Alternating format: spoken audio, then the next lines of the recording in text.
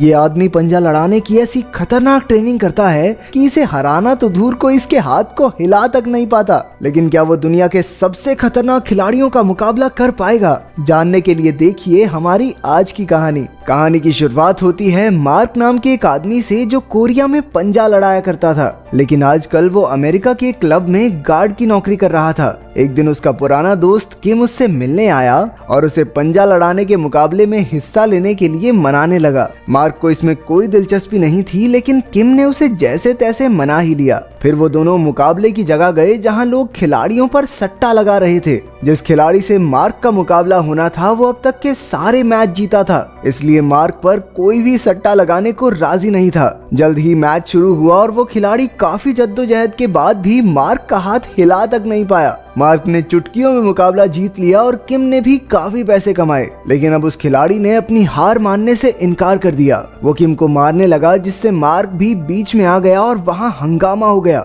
लड़ाई की वजह से उसे नौकरी से भी हाथ धोना पड़ा। फिर एक हफ्ते बाद उसे एक दुकान में सिक्योरिटी गार्ड की नौकरी मिली। उसकी आम सी जिंदगी चल रही थी, लेकिन कई बार उसे घर की काफी याद आती थी। फिर एक दिन उसे किम ने फोन करके कोरिया आने को कहा। वहाँ पर एक पंजा लड़ाने का मुकाबला हो रहा था, जिसके विजेता को विदेशों में खेलने का मौका मिलेगा। मार्क ने अपने पुराने मेडल्स को देखा और एक बार फिर अपने पुराने सपने को पूरा करने का फैसला किया। जब मार्क कोरिया पहुंचा तो किम उसे लेने आया और दोनों ने खाना खाते हुए काम की बात की। किम उसका एजेंट बनके उसका बिजनेस संभालना चाहता था। उसे मार्क पर पूरा भरोसा था। उसका प्लान था मार्क को खिलाड़ी बनाकर उस पर पैसे लगाकर सट्टे से माला माल हो जाने का। इसके बाद दोनों ने पूरा दिन शहर घूमा। रात को वो एक क्लब में गए, लेकिन मार्क तो वहाँ भी साइड में खड़ा होकर रखवाली करने लगा। फिर होटल लौटते हुए किम ने उससे पूछा कि क्या उसने कभी अपनी असली माँ को ढूंढने की कोशिश की है। असल में मार्क को बचपन में ही उसकी माँ ने एक अनाथ आश्रम में छोड़ दिया था। इस पर मार्क ने कहा,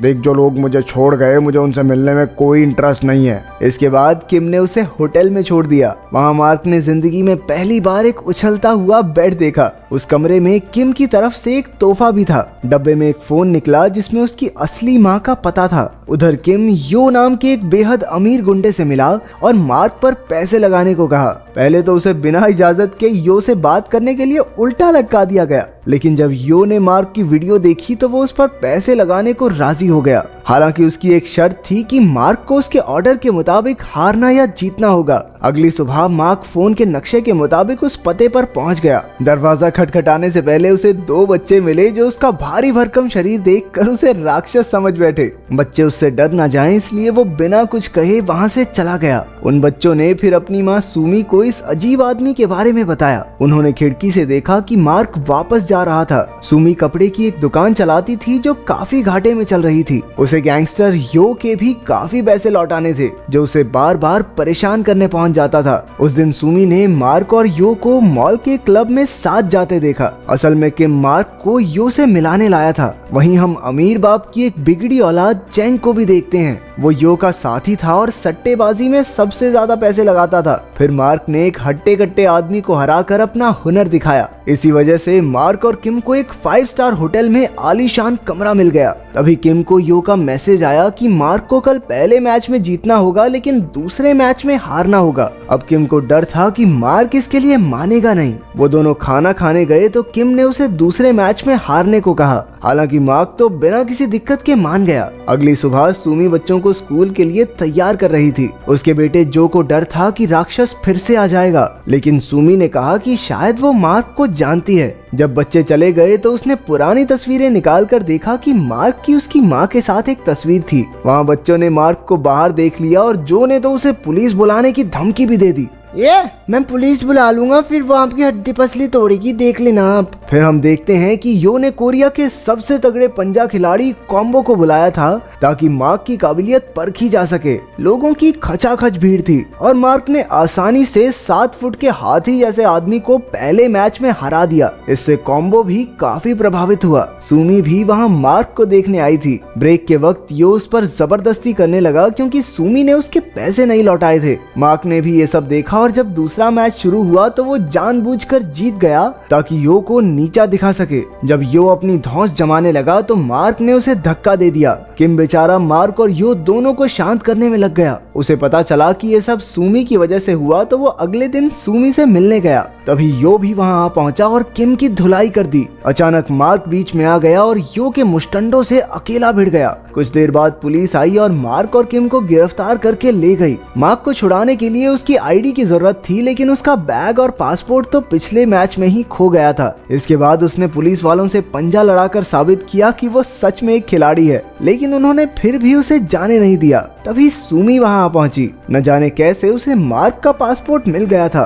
तब पता चला कि सुमी मार्क की सौतेली बहन है और उसकी माँ दरअसल 1 साल पहले गुजर गई थी। ये सुनकर मार्क का दिल टूट गया। बच्चों ने भी उसे घर आकर रहने को कहा। मामू मामू हमारे साथ घर चलो ना मामू। सुमी की बेटी जून ही उससे खेलती थी और बेटा जून हुआंग उससे काफी बातें करता। वहीं घर के बाहर कुछ आवारा लड़के सिगरेट पी रहे थे। सुमी के मना करने के बाद भी वो नहीं गए, लेकिन जैसे ही मार्क उनके सामने आया तो सब दुम दबाकर भाग गए। अगले दिन यो के आदमी सुमी से पैसे वसूलने आए। उसी वक्त मार्क घर से जा रहा था ताकि वो सुमी पर बोझ न बने। उसने गुंडों को भी भगा दिया, लेकिन फिर उसने वहीं रुकने का फैसला किया। अगले कुछ दिन तक पूरे परिवार ने मिलकर बढ़िया खाना खाया, घूमे फिरे और मजे किए। सुमी के लिए काम के साथ बच्चे संभालना काफी मुश्किल था। उसका पूरा घर कपड़ों से भरा हुआ था। एक दिन उसने घर आकर देखा कि सब कुछ एकदम साफ हो चुका है। ऊपर से मार्क बच्चों की देखभाल भी बहुत अच्छे से करता था। दूसरी ओर किम गरीबी के दिन काट रहा था। तभी मार्क को बच्चों के साथ देखकर उसे आइडिया आया कि क्यों ना मार्क की दुख भरी कहानी दिखाकर थोड़े पैसे कमा लिए जाएं। मार्क भी इसके लिए मान गया। इसके बाद मार्क अपने परिवार के साथ बाहर जा रहा था। रास्ते में उसने कॉम्बो को खेलते देखा। मार्क ने उसे चुनौती दी और जीतकर सबका चहेता बन गया। कुछ ही हफ्तों बाद उसके दुख भरे बचपन और मुश्किलों की कहानी पूरे देश में फैल गई। ये इतनी मशहूर हुई कि मार्क और किम ने अच्छे खासे पैसे कमा लिए। अब बच्चे मार्क को अपना हीरो समझने लगे। एक दिन स्कूल जाते हुए उन्होंने एक औरत को मार्क की बुराई करते सुना। बदले में जूही ने कह दिया, मेरे मामू ना बहुत जबरदस्त खिलाड़ी हैं। चुप हो जा बुढ़िया, नहीं तो तेरे बाल गंजे कर दूंगी। मार्क ने उसे वादा किया कि वो देश का सबसे बड़ा मुकाबला जीत कर दिखाएगा। फिर हम देखते हैं किम के पिता को, जो बूढ़ा होने के बावजूद काफी मेहनत करता था। किम इतने पैसे इसलिए कमाना चाहता था ताकि वो अपने पिता को एक अच्छी जिंदगी दे सके। एक दिन मार्क को जून हुआंग ने वो ईमेल्स दिखाए जो मार्क की माँ हर रोज लिखा करती थी। दरअसल उसे इस बात का बहुत पछतावा था कि उसने अपने बेटे मार्क को अनाथ आश्रम भेज दिया। पूरी जिंदगी वो बेचारी ईमेल्स लिखती रही, लेकिन वो पता मार्क का था ही नहीं। उसने लिखा था कि जब मार्क उनके साथ था तो जिंदगी बेहद मुश्किल थी। उनके पास मार्क को खिलाने तक के पैसे नहीं थे और वो चाहती थी कि उसका बेटा एक अच्छी जिंदगी जिए, इसलिए उसने दिल पर पत्थर रखकर उसे अनाथ आश्रम भेज दिया। मरने से पहले भी उसकी आखिरी इच्छा यही थी कि मार्क से मिलकर उससे माफी मांग सके। मार्क को ये भी पता चला कि सुमी उसकी सौतेली बहन नहीं है। जब सुमी के माँ बाप मर गए तो मार्क की माँ ने उसे संभाला। ये खबर सुनकर मार्क दंग रह गया और उसे सुमी पर गुस्सा भी आया। कुछ दिन बाद वो सब उसकी माँ की कब्र पर जा रहे थे। रास्ते में मार्क ने सुमी को झूठ बोलने के लिए काफी बुरा भला कहा। उसने अब वापस अमेरिका जाने का फैसला कर लिया था। तभी किम ने उसे रोकने की कोशिश की, क्योंकि मुकाबले एक हफ्ते में शुरू होने वाले थे। लेकिन मार्क ने उसे भी गुस्से में कह दिया, अरे ओ तू तो चुप हो जा, मेरे टैलेंट का इस्तेमाल करके बस पैसे कमाना चाहता है तू। उधर कॉम्बो जोरों शोरों से मुकाबले की तैयारी में लगा था। गैंगस्टर यो ने भी केन नाम के एक मुस्टंडे को तैयार किया था। केन ने आज तक जितने भी लोगों से पंजा लड़ाया, सबकी बेरहमी से हड्डियां तोड़ डाली।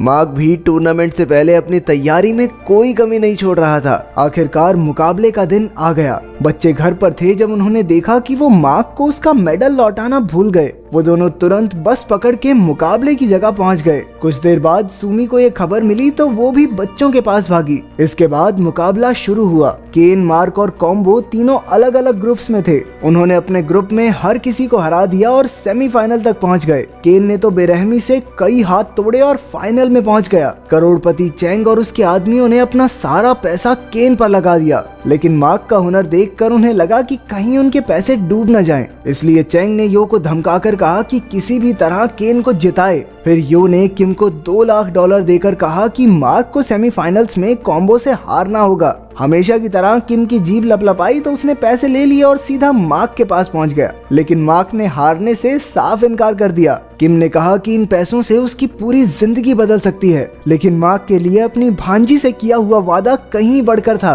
आखिरकार उसने कॉम्बो से टक्कर का मुकाबला किया और जीत गया। वहीं ब्रेक के समय यो ने किम को पकड़कर उसकी हड्डियों को थोड़ा ब्रेक किया, लेकिन उन गुंडों को मार्क ने एक एक करके धूल चटा दी। अब किम ने भी पैसों का लालच छोड़ दिया और उसने मार्क को जी जान लगाकर जीतने का हौसला दिया। ना और ले पैसे।